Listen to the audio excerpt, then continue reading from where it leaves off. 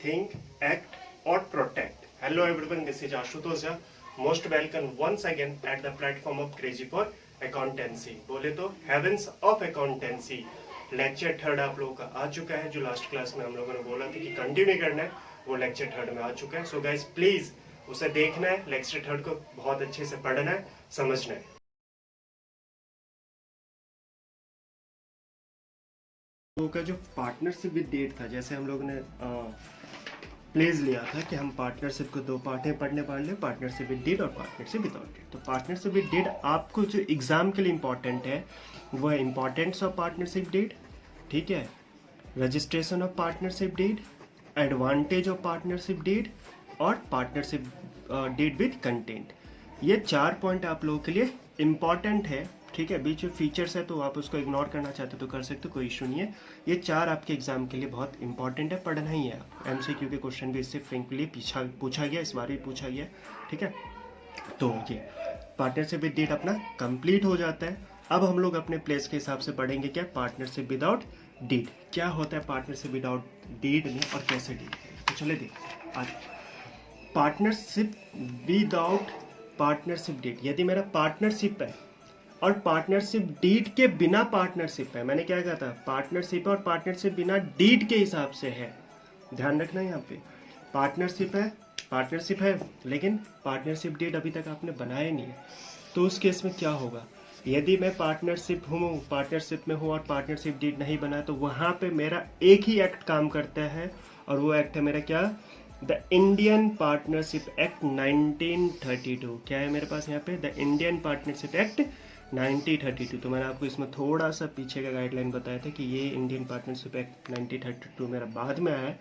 ये भी पहले किसका पार्ट था, द इंडियन कॉन्ट्रैक्ट एक्ट 8070 का था, लेकिन अब हम लोगों को नीड पड़ा, नेसेसिटी पड़ा, तो हम लोगों ने 1932 में से अलग कर दिया इंडियन कॉन्ट्रैक्ट से। तो ये इंडियन पार्टनरशिप एक्ट 1932 फॉलो करोगे।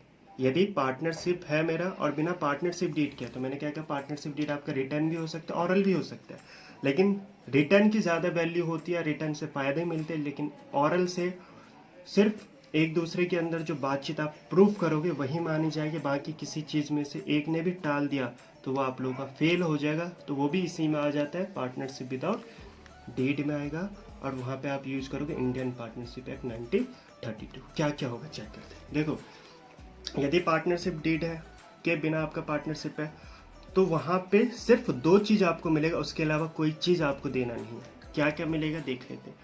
जो मेरा प्रॉफिट एंड लॉस है, शेयरिंग, जो प्रॉफिट एंड लॉस का जो शेयरिंग होगा वो कैसे होगा आपका, इक्वली डिस्ट्रीब्यूट होगा। कैसे होगा आपका, इक्वली डिस्ट्रीब्यूट होगा। और दूसरा जो आपको मिलेगा वो है क्या, लोन।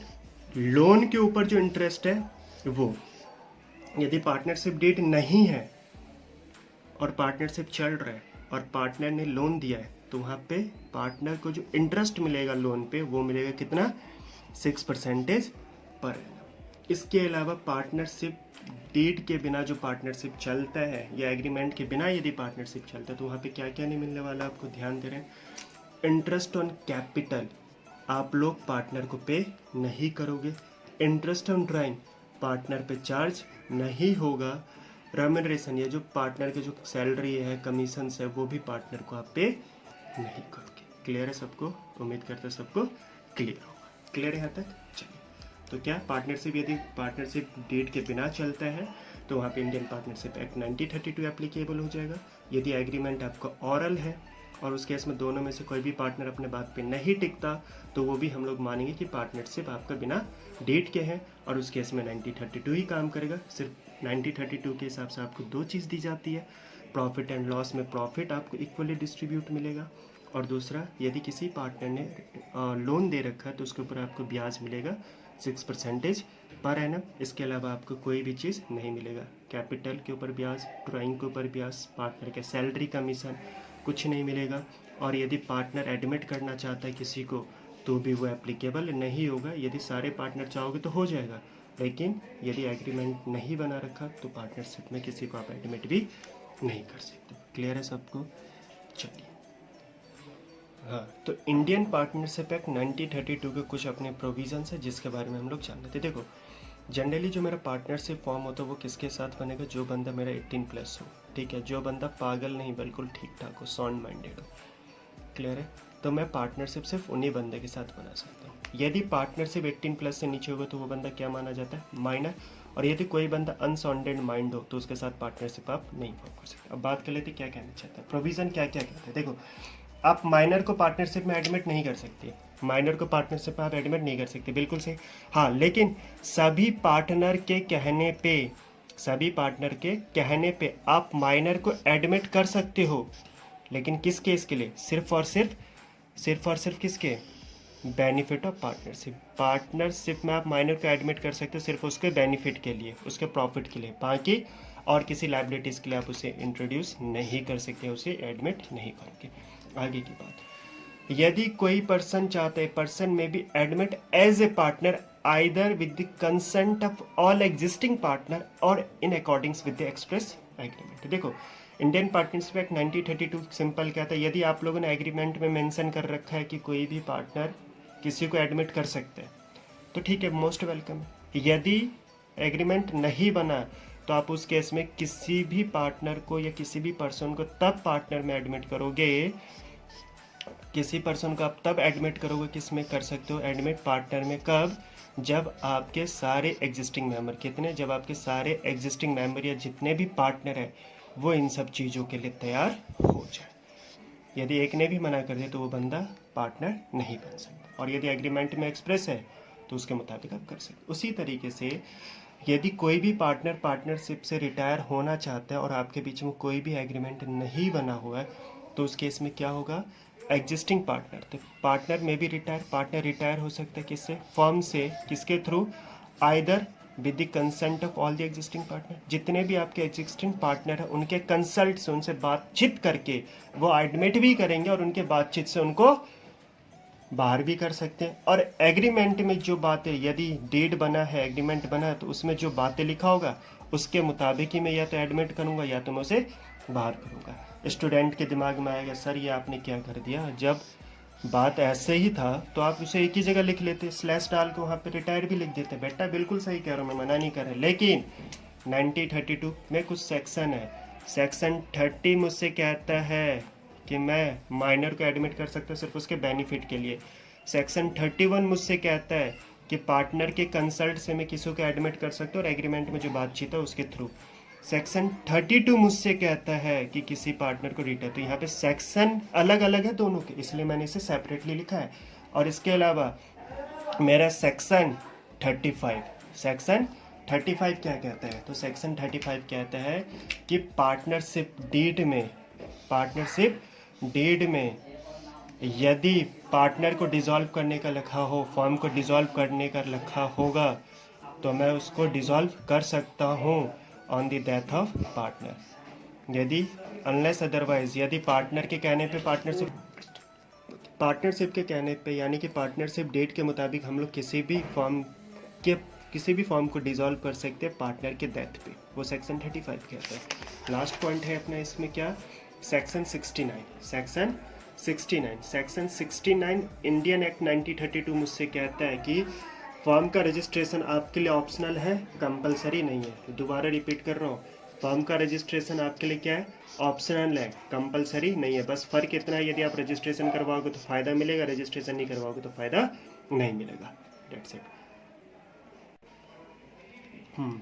तो इतना हम लोगों ने पढ़ लिया। अब आगे देखते हैं कि लाइबिलिटीज़ ऑफ पार्टनर। देखो, पार्टनर की कुछ लाइबिलिटीज़ होती है जो मैं आपको बता रहा हूँ, ध्यान देना आप लोग को। देखो क्या कहना चाहते हैं यहाँ पे, इनका कहने का मतलब यह है कि यदि पार्टनर किसी भी तरीके से प्रॉफिट अर्न करता है, पार्टनर ने क्या करा, प्रॉफिट अर्न करा खुद में, और वो फर्म के ट्रांजैक्शंस के बिहाफ पे अरेंज करा या फर्म की प्रॉपर्टी से इस्तेमाल करते, किसी भी तरीके से फर्म के बिजनेस से जुड़ा हुआ था, तो जो भी प्रॉफिट कमाएगा ना, वो प्रॉफिट उस पार्टनर का नहीं बल्कि उस पार्टनर के फर्म का माना जाएगा। दोबारा रिपीट करो, पार्टनर के द्वारा जो भी प्रॉफिट कमाया जाएगा, यदि वो प्रॉफिट फर्म के ट्रांजैक्शन से रिलेटेड है या फर्म की प्रॉपर्टी के थ्रू कमाया गया या बिजनेस से कमाया गया, तो वो प्रॉफिट उस पार्टनर का नहीं बल्कि वो प्रॉपर्टी फर्म का माना जाएगा। तो इसलिए सभी पार्टनर में डिस्ट्रीब्यूट होगा, पहली लायबिलिटीज हो जाती है। दूसरी, पार्टनर यदि किसी भी तरीके से बिजनेस करता है, पार्टनर यदि बिजनेस कर रहा है और वो बिजनेस करते करते वो जिस फर्म में काम कर रहा उसी फर्म के नेचर के तरीके से वो यदि बिजनेस को डील करता है, तो जो भी प्रॉफिट अर्न करेगा वो आपका क्या माना जाएगा, पेड किया जाएगा फर्म पे। यदि मैं आपको एग्जांपल देता हूँ, मान लो राम और श्याम थे। राम और श्याम का काम किसका भाई, लस्सी का है, ठीक है। राम और श्याम का क्या है, लस्सी का काम। तो राम ने क्या करा, अपने फर्म के साथ साथ राम ने उसी सेम पैटर्न से, सेम ट्रेडमार्क से उसने लस्सी को फर्म से अलग खुद ही प्रोड्यूस करने लगा। तो भाई प्रोड्यूस करो तो फर्म के चीज़ों का ही तो इस्तेमाल हो रहा है, और जिस फर्म में वो काम करे उसका भी काम है लस्सी बनाने का, और ये भी खुद काम कर रहा है लस्सी बनाने का। तो इस केस में जो भी प्रॉफिट वो अर्न करेगा सेल करने के बाद, तो वो राम का अकेला का प्रॉफिट नहीं माना जाएगा, बल्कि वो प्रॉफिट किसका, पूरे फर्म का माना जाएगा, और वो फर्म को डिस्ट्रीब्यूट किया जाएगा। तो ये हमारी एक लाइबिलिटीज डिसाइड हो जाती है। लाइबिलिटीज ऑफ द पार्टनर, यदि पार्टनर होते हुए भी ये बंदा सिमिलर नेचर का बिजनेस करेगा तो भी उसके ऊपर लाइबिलिटीज है। यदि पार्टनर प्रॉफिट कमा रहा है बिजनेस के प्रॉपर्टी के या बिजनेस के कनेक्शन के थ्रू, तो भी वो जो प्रॉपर्टी है, जो प्रॉफिट है वो पार्टनर का नहीं बल्कि फर्म का माना जाता है। तो वो लाइबिलिटीज पार्टनर को इसलिए हम लोगों ने मान लिया क्योंकि वो एक पर्टिकुलर का नहीं बल्कि पूरे फर्म की प्रॉपर्टी थी, और यदि वो चाहते हैं कि वो मेरा है ऐसा सोचेगा तो उतने अमाउंट से उसके ऊपर लाइबिलिटीज बुक हो जाएगा जितने पार्टनर मिलकर काम को कर रहे हैं। क्लियर है? चलिए, ये हमारा थ्योरी का कुछ कॉन्सेप्ट जो थे, जो इम्पोर्टेंट थे, वो खत्म हुआ। हम लोग एक चीज़ देखेंगे लास्ट है जो समझ लेते हैं ढंग से। चलो देखो, आपने पढ़ा होगा सॉल्व प्रोप्राइटरशिप या प्रोप्राइटरशिप, जिसे हम लोग फाइनल अकाउंट कहते हैं। फाइनल अकाउंट के अंदर हम लोगों ने ट्रेडिंग अकाउंट बनाया था, पीएनएल अकाउंट बनाया था और बैलेंस शीट बनाया था। लेकिन जब उन्होंने ये कहा कि यदि वही solve proprietorship same nature of business को अपने किसी पार्टनर के साथ मिल के करेगा, तो उस केस में जो प्रॉफिट होता है वो प्रॉफिट अकेले उस बंदे का तो नहीं है, उसके पार्टनर का भी है। तो इसलिए वहां से स्टार्ट हो जाता है। इसलिए प्रॉफिट एंड लॉस अकाउंट के बाद हम लोग profit and loss appropriation account बनाएंगे, और एप्रोप्रिएशन अकाउंट में जो भी नेट प्रॉफिट आएगा वो ले जाकर हम लोग कैपिटल में है ऐड, या नेट प्रॉफिट आएगा तो ऐड करेंगे, नेट लॉस आएगा तो माइनस करेंगे। तो इसका मतलब क्या है कि पार्टनरशिप भी सेम प्रोप्राइटरशिप की तरह ही अपने अकाउंट को बनाएगा, बस उसमें एक अकाउंट और जोड़ेगा, वो क्या है, प्रॉफिट एंड एप्रोप्रिएशन, जिसे हम लोग कहते हैं प्रॉफिट डिस्ट्रीब्यूशन अकाउंट, जो पार्टनर अपने लिए बनाएगा। बाकी सेम वही होगा, चाहे वो एग्रीमेंट के साथ हो चाहे वो एग्रीमेंट के बिना हो। तो हमें ट्रेडिंग पीएनएल के अलावा एक और अकाउंट बनाना पड़ेगा जिसे कहेंगे profit and loss appropriation account. Clear है यहाँ तक? ठीक है, तो हमारा थ्योरी कंप्लीट हो चुका है, ठीक है ना। चलिए, इसके रिगार्डिंग मैं क्वेश्चंस आपसे पूछता हूँ या सॉल्व करते हैं। जरा फोकस करना, जल्दी देना, नहीं तो वीडियो ज़्यादा लेंदी हो जाए तो हम लोगों के लिए ज़्यादा दिक्कत है। देखते हैं।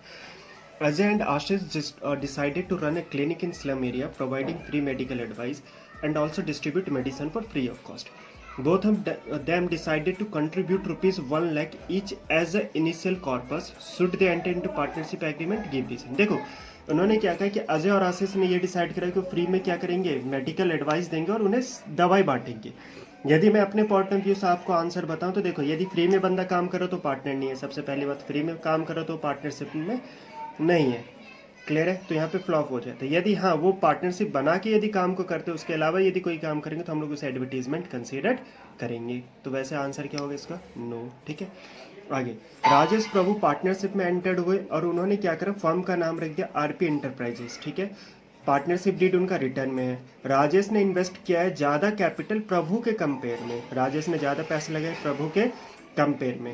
अब राजेश ये डिमांड कर रहा है कि उसे 75% प्रॉफिट में चाहिए, बल्कि किसके जगह पे 50%, यानी कि एग्रीमेंट में कितना लिखा हुआ है 50%। डिमांड कर रहा है कितना, वो 75%। तो बताओ क्या उसकी ये डिमांड मानी जाएगी? तो हम लोग लिखेंगे नो, क्योंकि पार्टनरशिप डेट के मुताबिक उसको जितना प्रॉफिट बोला गया सिर्फ उतना ही मिलेगा, उससे ऊपर एक भी पैसे नहीं दिए जाएंगे। क्लियर सबको? ठीक है, मैं आपको पेज नंबर बता देता हूँ, 2.7 पे है ये, तो एक बार आप खुद ही पढ़ के आंसर मिला सकते हैं। वेद ने क्या करा, इंटाइड करा कि वो रिटायर हो जाएगा फॉर्म से, और वो डिसाइड कर रहा है, वो ये सोच रहा है कि जो उसका सन है देव, उसे क्या किया जाए, इंडक्ट किया जाए पार्टनर में उसकी जगह पे। ठीक है, और पार्टनरशिप डीड में does not have a clause in his respect. मैंने क्या कहा, मैंने अभी आपको 1932 के बारे में पढ़ाया था, जहाँ पे सेक्शन 30, 31, 32, 35 कुछ पढ़ा था हम लोगों ने, वहाँ वो हमारे पास क्लॉजेस हैं, ठीक है। यदि पार्टनरशिप में किसी भी तरीके से कोई क्लॉज नहीं है उसके एडमिशन के लिए, तो suggest how can be Dev induced into the firm as a partner. तो कैसे, तो मैंने क्या कहता है, यदि क्लॉज 32 है, तो यदि एग्रीमेंट नहीं है उस केस में, तो क्या कर सकते हैं, यदि सभी पार्टनर, जितने भी एग्जिस्टिंग पार्टनर है, यदि वो हाँ भर दे तो उसको उसकी जगह पे दे दिया जाएगा। यानी कि पार्टनरशिप, क्योंकि वो तो रिटायर होने वाले, तो पार्टनरशिप तो वैसे ही खत्म है। और यदि वो चाहते हैं कि उसके बेटे को लिया जाए उसकी जगह पे, तो जितने भी पार्टनर है फॉर्म में पहले से, उनकी परमिशन मांगी जाएगी तो फॉर्म में आ सकता है, नहीं तो फॉर्म में पार्टनर की पोस्ट पे नहीं है। क्लियर है सबको? चलिए, तो इसी के साथ अपना थ्योरी कॉन्सेप्ट फंडामेंटल का ख़त्म होता है। अब जो क्लासेस लेंगे वो सिर्फ और सिर्फ क्या होंगे, अपने प्रैक्टिकल क्वेश्चंस होंगे। तो गाइज आप लोगों से यही बोलना चाहूँगा कि जब आप प्रैक्टिकल क्वेश्चंस में करवाऊँ तो वहाँ पे क्वेश्चन नंबर लिखा होगा, तो आप अपने पास बुक रखें, बुक TS ग्रेवाल होना चाहिए आपके पास, और दूसरे NCERT। हम लोग दोनों बुक से क्वेश्चन सॉल्व करेंगे। क्लियर है? तो ये 2 बुक आपके पास है, मैं क्वेश्चन नंबर वहाँ पर रिफ्लेक्ट करवाऊँगा, आप क्वेश्चन पढ़ेंगे और मैं यहाँ पे सोल्यूशन आप लोगों को करवाऊँगा। ठीक है, चलिए, have a nice day for all of you. Thank you.